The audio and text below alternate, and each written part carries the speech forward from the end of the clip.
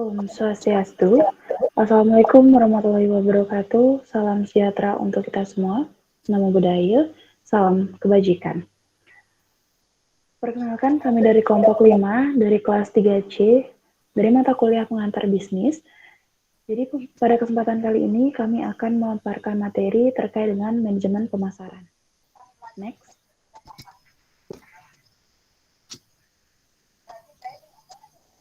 Adapun anggota kelompok kami yaitu yang pertama ada Luputulisya Dewi Anindita, kemudian ada Dewa Kadek Agustusiade, kemudian ada saya sendiri Gusti Yuka Dewi Kaetnianti, lalu ada Anak Agung Ayu Gita Surya Pramita, dan ada Kadek Septina Dwi Hardianingsih.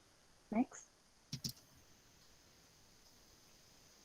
Adapun submateri yang akan kami bahas pada kesempatan kali ini, yaitu yang pertama terkait dengan perkembangan pengetahuan pemasaran, kemudian yang kedua, pentingnya pemasaran, yang ketiga, ruang lingkup pemasaran, yang keempat, evolusi konsep pemasaran, yang kelima, strategi marketing, yang keenam, turbo marketing, yang ketujuh, kebijaksanaan harga, dan yang terakhir, promotion dan komunikasi bisnis. Next. Jadi untuk pembahasan materi akan saya serahkan kepada rekan-rekan saya. Untuk waktu dan tempat saya persilakan.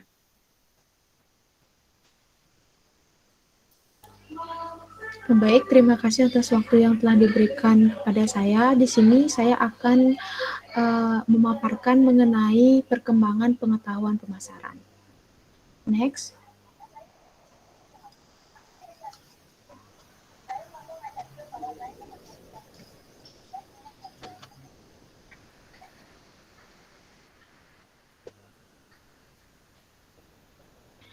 Baik, perkembangan pemasaran ini dimulai dari pengertian pemasaran terlebih dahulu, di mana pemasaran adalah aktivitas dan proses menciptakan, mengkomunikasikan, menyampaikan, dan mempertukarkan tawaran yang bernilai bagi pelanggan, klien, mitra, dan masyarakat umum. Sedangkan manajemen pemasaran sendiri adalah analisis, perencanaan, implementasi, dan pengendalian atas program-program yang didesain untuk menciptakan, membangun, dan menjaga pertukaran yang menguntungkan dengan pembelian sasaran untuk mencapai tujuan-tujuan organisasi atau tujuan-tujuan perusahaan. Di mana tujuan dari pemasaran itu sendiri adalah yang pertama mempromosikan produk atau layanannya, yang kedua merealisasikan target penjualan atau layanan, dan yang ketiga adalah mengetahui kepuasan dari konsumen. Next.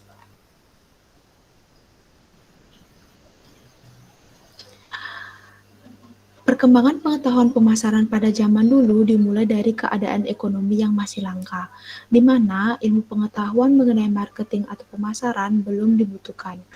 Hal itu disebabkan karena hampir semua barang dan jasa yang diproduksi habis dikonsumsi oleh kelompok sendiri. Namun pada hakikatnya pemasaran itu sendiri sudah ada pada sejak dulu. Bahkan pada kehidupan flora dan fauna pun sudah ada pemasaran tersebut. Misalkan pemasaran tersebut adalah pada flora setangkai bunga mengeluarkan bau harum yang mengandung kumbang datang menghisap sari madunya. Kemudian menyebarluaskan bibit bunga tersebut ke daerah-daerah lain. Demikian pula binatang yang makan buah-buahan yang akan menyebarkan biji buah ke daerah lain sehingga bibit tersebut dapat berbuah dan hidup di tempat lain jauh dari induk pohon semula. Next. Yang kedua adalah ada pentingnya pemasaran. Next. Apa sih yang menjadi kepentingan dari pemasaran? Nah, kesuksesan finansial sering bergantung pada kemampuan pemasaran, di mana finansial, operasi, akuntansi, dan fungsi bisnis lainnya tidak akan berarti jika tidak ada cukup permintaan akan produk dan jasa, sehingga perusahaan bisa menghasilkan keuntungan. Sebuah survei tentang 10 tantangan besar yang dihadapi para CEO di seluruh dunia pada tahun 2006 mengatakan bahwa pada peringkat 5 besar ada pertumbuhan pendapatan yang stabil dan berkelanjutan serta loyalitas atau retensi pelanggan. Yang mana pencapaian kedua tersebut yang sangat bergantung terhadap pemasaran atau marketing. Pada CEO juga, para CEO juga mengetahui pentingnya pemasaran untuk membangun merek dan basis pelanggan yang loyal, yang merupakan aset yang tak terwujud yang membentuk persentase nilai yang besar dari sebuah perusahaan. Next, untuk materi yang selanjutnya akan diserahkan kepada teman saya untuk waktu dan tepat. Saya persilakan.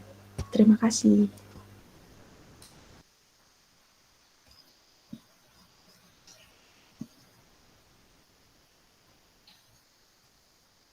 Baik, selanjutnya saya akan membawakan materi yang ketiga, yaitu ruang lingkup pemasaran. Next. Yang pertama ada philosophy of marketing. Pemasaran menurut para ahli, ruang lingkupnya terbatas pada bidang bisnis saja. Namun, seiring dengan perkembangan zaman, aktivitas pemasaran tidak lagi sekedar beruang lingkup di bidang bisnis saja, tetapi jangkauannya lebih melebar ke yang lain. Dewasa ini, pemasaran tidak lagi digunakan oleh kooporat bisnis saja, tetapi organisasi-organisasi sosial kemasyarakatan atau departemen-departemen pemerintah juga menggunakannya. Contohnya, institusi pendidikan, organisasi kemasyarakatan, dan lain sebagainya. Jadi, pemasaran tidak terbatas dalam dunia bisnis saja, tetapi mempunyai makna kemasyarakatan yang luas. Ruang lingkup pemasaran lebih ke arah pembahasan cara kerjanya, produk yang akan dipasarkan, serta siapa saja yang melakukannya. Sebenarnya, para pelaku pemasaran melaksanakan usaha pemasaran dari 10 jenis wujud, yaitu next.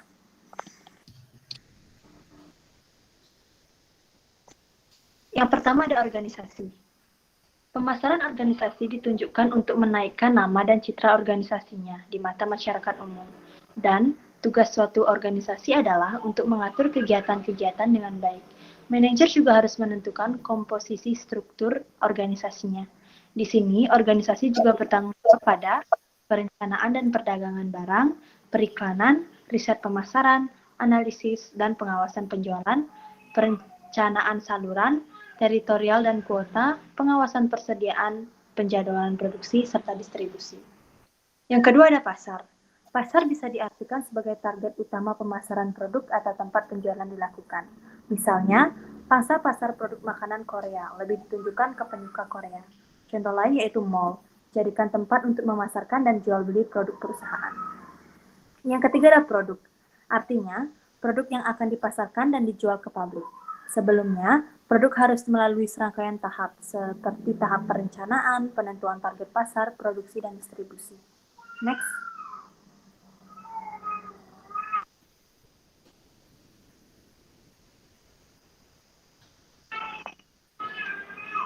Yang keempat ada saluran distribusi. Yang keempat ada promosi. Promosi merupakan cara efektif untuk menawarkan dan memasarkan produk perusahaan supaya laris. Promosi bisa dilakukan dengan menggunakan brosur, memasang iklan di media sosial atau lainnya. Yang kelima ada penentuan harga. Sebelum produk dipasarkan, perusahaan haruslah menentukan harga yang sesuai. Biasanya dalam menentukan harga, perusahaan akan melakukan riset pasar terlebih dahulu. Misalnya jika target pasarnya mahasiswa, berarti harganya harus segolong murah. Ada dua pendekatan pokok dalam penentuan harga jual, yaitu pendekatan biaya dan pendekatan pasar atau persaingan. Dan yang terakhir ada saluran distribusi. Saluran yang digunakan produsen untuk menyalurkan barang tersebut dari produsen sampai ke konsumen atau pemakai industri. Next. Materi yang keempat ada evolusi konsep pemasaran. Next. Yang pertama ada konsep produksi. Konsep produksi adalah salah satu dari konsep tertua dalam bisnis. Konsep produksi menegaskan bahwa konsumen akan lebih menyukai produk yang tersedia secara luas dan murah. Para manajer perusahaan yang berorientasi produksi berkonsentrasi untuk mencapai efisiensi produk yang tinggi, biaya yang rendah, dan distribusi secara besar-besaran. Mereka mengasumsikan bahwa konsumen terutama tertarik pada ketersediaan produk dan harga yang rendah. Orientasi itu dimaklumi di negara-negara berkembang. di mana konsumen lebih tertarik untuk mendapatkan produk daripada fiturnya. Orientasi itu juga berguna bila sebuah perusahaan yang ingin memperluas pasar. Konsep ini memiliki kelemahan, yaitu produsen menjadi kurang ramah. Yang selanjutnya yaitu konsep produk, menegaskan bahwa konsumen akan menyukai produk-produk yang menawarkan ciri paling bermutu, berkinerja, atau inovatif. Para manajer di organisasi itu memusatkan perhatian untuk menghasilkan produk yang unggul dan meningkatkan kualitasnya sepanjang waktu. Mereka mengasumsikan bahwa para pembeli mengagumi produk-produk yang dibuat dengan baik serta dapat menghargai mutu dan kinerja. Akan tetapi, para manajer itu terkadang terperangkap dalam kecintaan akan produk mereka dan tidak menyadari apa yang dibutuhkan oleh pasar. Next.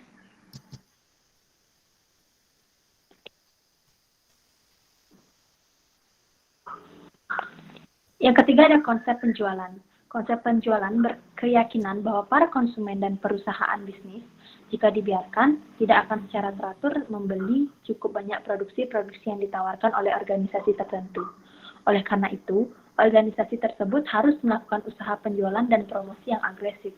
Konsep ini mengasumsikan bahwa para konsumen menunjukkan kelembab atau penolakan pembelian sehingga harus dibujuk untuk membeli. Konsep itu juga mengasumsikan bahwa perusahaan memiliki banyak sekali alat penjualan dan promosi yang efektif untuk merangsang lebih banyak pembeli. Kebanyakan perusahaan mempraktekkan konsep penjualan ketika mereka mempunyai kapasitas yang lebih. Tujuan mereka adalah menjual apa yang dihasilkan mereka dan bukannya menghasilkan apa yang diinginkan pasar. Yang keempat ada konsep pemasaran. Konsep pemasaran adalah sebuah filosofi bisnis yang menantang 3 orientasi bisnis yang baru saja kita bahas. Konsep ini berkembang sejak tahun 1950-an. Konsep pemasaran menegaskan bahwa kunci untuk mencapai tujuan organisasional yang ditetapkan perusahaan tersebut harus menjadi lebih efektif dibandingkan para pesaing dan dalam menciptakan, menyerahkan, dan mengkonsumsikan nilai pelanggan kepada pasar sasaran yang terpilih. Next.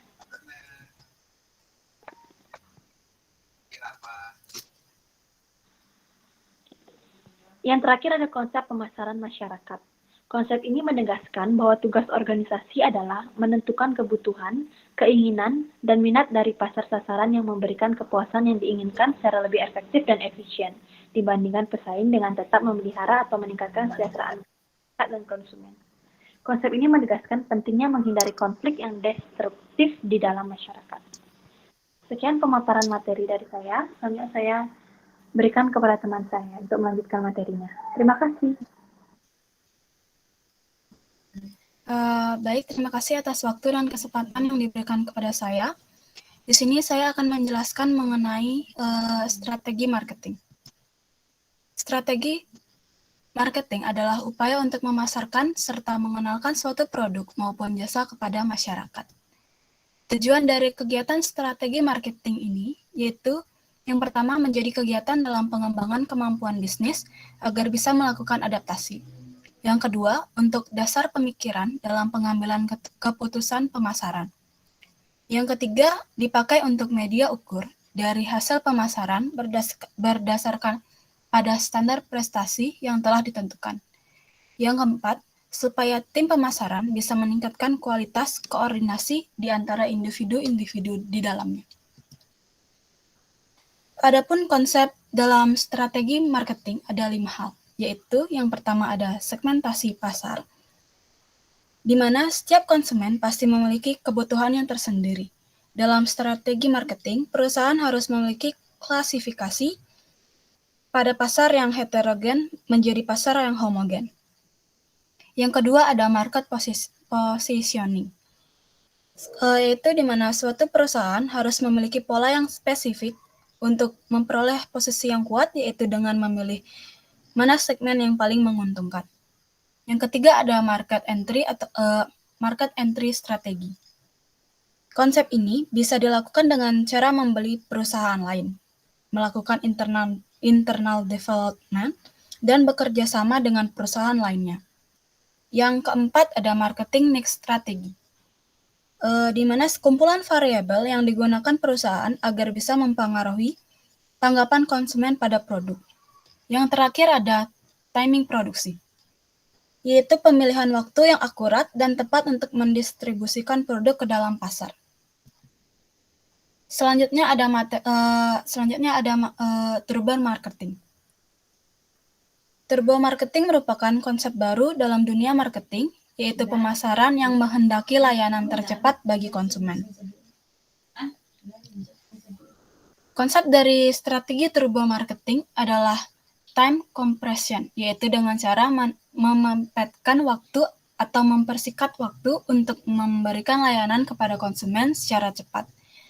Apabila produk dibuat dengan kualitas terbaik, harga terjangkau, pelayanan yang baik, maka produsen yang memberikan pelayanan cepat terhadap konsumen akan memenangkan persaingan. Baik, sekian yang dapat saya sampaikan. Untuk materi selanjutnya akan dilanjutkan oleh rekan saya. Waktu dan tempat saya persilahkan. Baik, terima kasih atas kesempatannya. Jadi, di sini saya akan melanjutkan materi, yaitu terkait dengan kebijaksanaan harga. Next.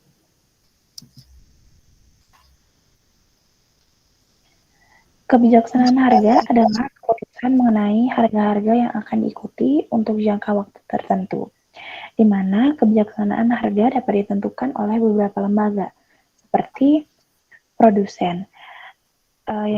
Di mana produsen dapat membuat kebijaksanaan harga seperti model skimming price dan penetration price. Kemudian yang kedua yaitu grosir. Grosir dapat melakukan kebijaksanaan harga berdasarkan daerah pembeli dengan memudahkan ongkos transport atau sebaliknya. Kemudian yang ketiga yaitu retailer.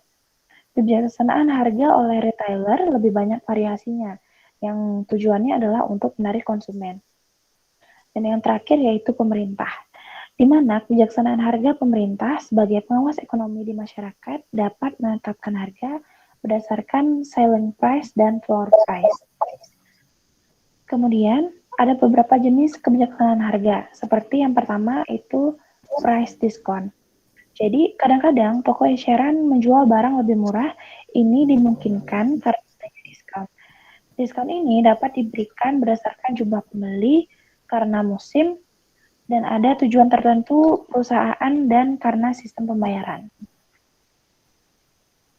Kemudian yang kedua yaitu promotional discount, di mana promotional discount ini ada dua tipe, yaitu markdown dan loss leaders. Di mana markdown discount itu berarti diskon yang diadakan untuk memberanikan konsumen membeli barang yang sebenarnya tidak ia perlukan. Kemudian yang kedua yaitu loss leader. Jadi ini berarti usaha untuk menjual barang di bawah harga pokoknya, agar dengan demikian merangsang orang untuk membeli barang lain. Pengusahaan akan rugi besar bila konsumen yang datang hanya membeli barang loss leader saja. Akan tetapi dalam kenyataan konsumen yang datang juga membeli barang lain untuk kebutuhan rumah tangga. Kemudian yang ketiga yaitu penetapan harga baru, di mana penetapan harga baru ini dibagi menjadi tiga, yaitu price skimming, kemudian penetration pricing, dan geographic pricing. Jadi yang pertama itu price skimming. Dalam hal ini pengusaha menetapkan harga setinggi mungkin.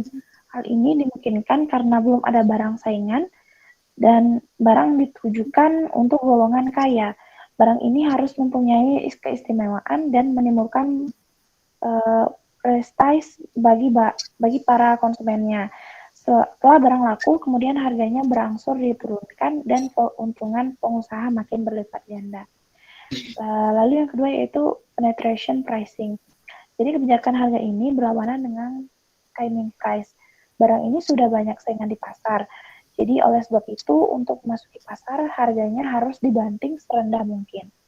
Kemudian yang ketiga yaitu geographic pricing. Jadi kebijaksanaan harga terakhir ini adalah yang memperhatikan ongkos pengiriman. Setelah terjadi penjualan, siapakah yang menanggung biaya pengiriman? Apakah penjual atau pembeli? Ini disebut geographic pricing karena mempertimbangkan lokasinya. Next. Nah, untuk materi selanjutnya akan dijelaskan oleh rekan saya. Untuk waktu dan tempat saya persilakan. Baik, terima kasih atas kesempatannya. Di sini saya akan mempresentasikan materi ke-8 yaitu promosi atau komunikasi bisnis. Next. Promosi adalah elemen keempat dalam marketing mix. Didefinisikan sebagai komunikasi yang memberi informasi kepada calon konsumen mengenai suatu produk yang dapat memenuhi kebutuhan dan keinginan konsumen yang dapat mendorong mereka untuk membeli. Next.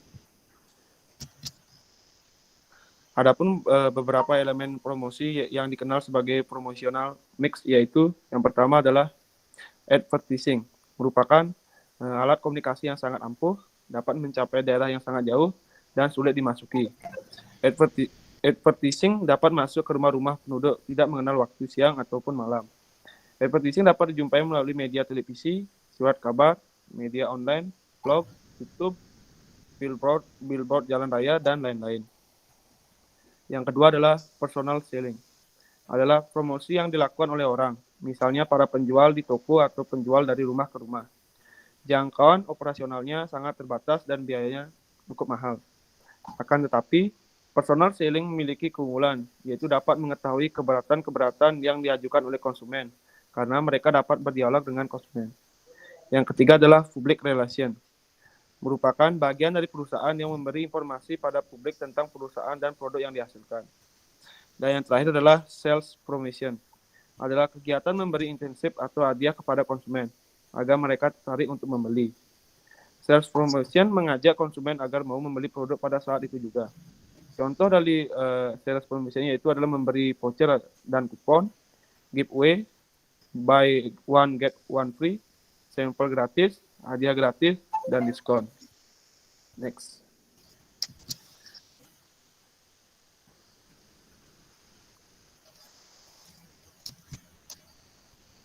Baik, sekian pemaparan materi dari saya. Waktu dan tempat saya kembalikan kepada moderator. Baik, itulah tadi pemaparan materi dari kami terkait dengan manajemen pemasaran. Sebelumnya kami mohon maaf apabila dalam penyampaian materi masih terdapat beberapa kekurangan. Terima kasih atas perhatiannya. Akhir kata kami tutup dengan Parama Santi. Om Santi, Santi, Santi Om. Wassalamualaikum warahmatullahi wabarakatuh. Salam sejahtera untuk kita semua. Namo Buddhaya. Salam kebajikan.